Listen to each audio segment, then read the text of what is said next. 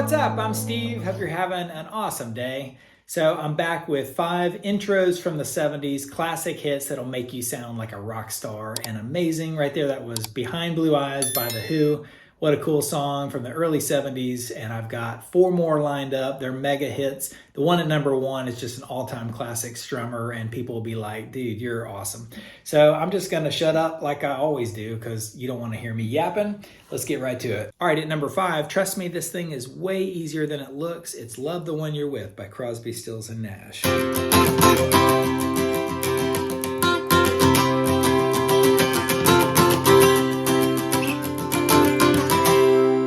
It's beautiful, isn't it? It's in A major with a capo on the 3rd fret, but you start up here, take an F major shape and bring it way up to the 8th fret right here, but you're only playing the middle strings, or you're only fretting the middle strings. The 10th fret of the D string, 9th fret of the G, and 8th of the B string right there, along with the high E string open and the A string open. And then you want to take this thumb and just lay it down ever so slightly anywhere you want to and palm mute it. I mean, well, not palm mute it. That mutes the string right there, and that allows you to get this.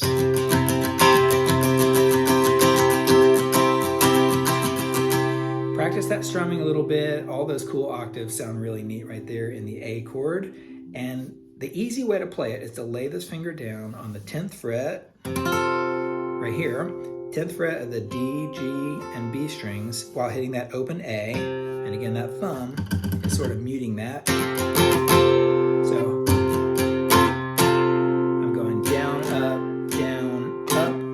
up to really pop it. And then you lay it right back down to where we started, right here. Again, the 10th, 9th, and 8th of the D, G, and B strings. So all together. For the easy way to play it, I'm emphasizing the B string on the 10th fret the first time. And then you simply lay it down flat again. And you emphasize the 10th fret of the G string and back into our first note. If you want to sound a little bit more like the record, it's a little bit harder, but not too bad. You start off the same exact way. And now slide this one up. Slide the D string up to the 12th fret, and this is on the 10th of the G and B strings. Hit that cool chord and back down to where we started. So if you put those two together, that part's the same. Right back there. Isn't that amazing? For number 4, we're gonna change gears and play a rockin' one. It's The Boys Are Back in Town.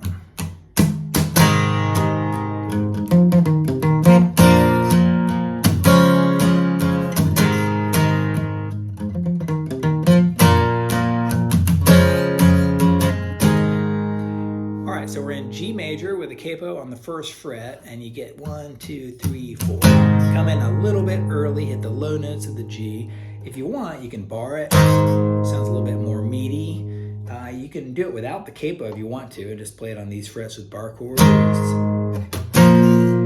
2 frets and up 3 frets like that. But the easier way, leave the capo here, hit a G major, and I'll show you those notes in a second. A major, you can see I just laid my finger down. When you're hitting the low notes of an A major, sort of rocking, you don't really need the high notes, so why don't you make it easy on yourself? Just lay a finger down, and then to C major, like that. Now those notes go like this. That's the 4th fret of the low E string, and then the 3rd fret of the D string, right there. Open D, 3rd fret of the A, back to the open D, and back to the 3rd fret of the D string right there. So, like that. You can palm mute.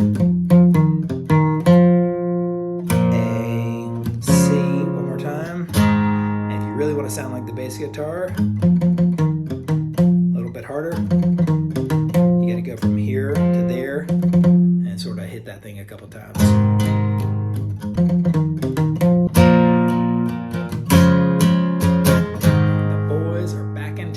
All right, at number 3, this one's a little bit trickier, but I'm going to break it down and make it easy. It's Rocky Mountain High by John Denver.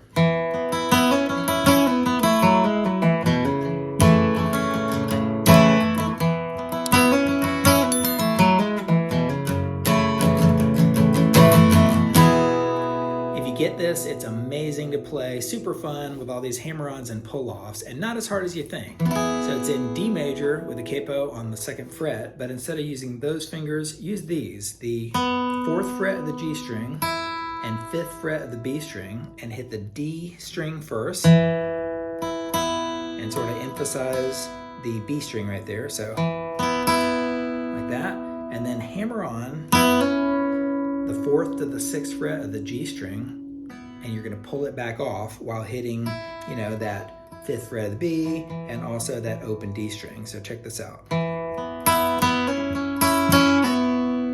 Try that. I'm just hitting the G and B strings about the same time, and then one hit and hammer it on to the 4th to the 6th of the G, hit it again, and pull it back off to the 4th like that. Like that. And now remove this finger, but keep this one right here on the 5th fret of the B string, and go like this. That's the 4th of the D string, and you're gonna hammer on to the 6th, pull it off to the 4th to open real quickly. So try that. You can even remove this finger if you want to, but you don't want to hit the B string if you do, so. Pretty cool. And now, hammer on from the open to the 4th fret of the A string, and just sort of keep this finger planted on the 5th fret of the B string. Strum it a little bit, do it again. And this time, you can hit the low E string right there. You're basically in like an E minor, but you only have the 4th fret of the A string right there with that 5th fret of the B string. And then go to a G major, like that, and into D, and you're ready to go. Man, that thing is so cool. Moving on to number 2, it's Behind Blue Eyes by The Who. I played the whole thing at the beginning of the video, and it's got this really amazing first chord with this picking that goes like this.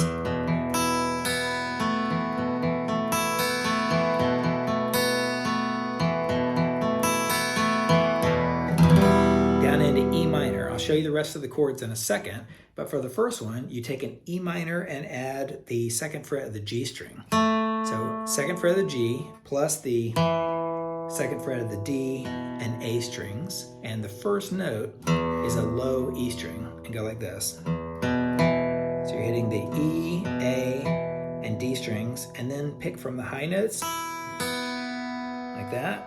High E string, B string, and then that G string, and then go to the A string like that, and sort of go back the other way, and pick from the high notes. You just gotta listen to the record, but all together slowly.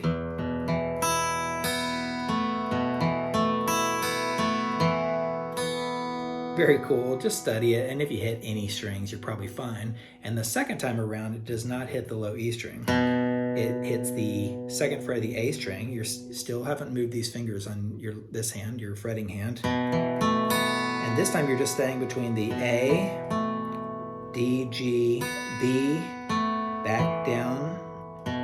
One more time. You hit the A, D, G strings and the high E string, like that. So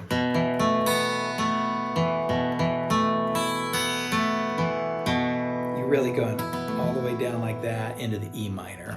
It's very complicated, but you sort of can't go wrong if you hit any string right there. So it goes E minor, no one knows what it's like, to G major, D, and you can go from the 2nd to the 3rd on that high E string with your pinky, or lay it down flat like I do, to be the sad man. C, Behind Blue Eyes, A major, and you're ready to go. And at number 1 on my list today, everybody knows this the moment they hear it. Super iconic strumming song, Night Moves by Bob Seger.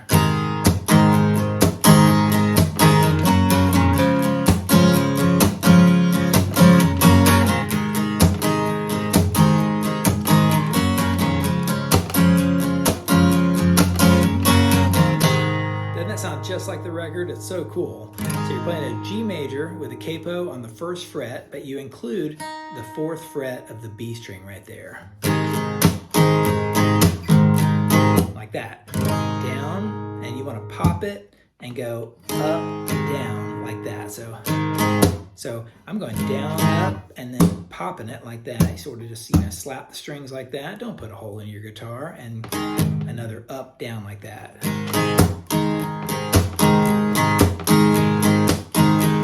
Practice that for a minute, get it really tight and nice, and at one point you go from a G major to an F major to a C right there, like that. That's the same thing in C, back to F major, back to G. And if you get it really tight, G, F, C, C. What a cool song. 3 little chords right there just to rock the intro, and everybody will be like, I know that song. That's amazing. That sounds really cool. All right, love to hear what you think in the comments. Hit like, hit subscribe like you already have by now probably, and I'll catch you around the channel. See ya.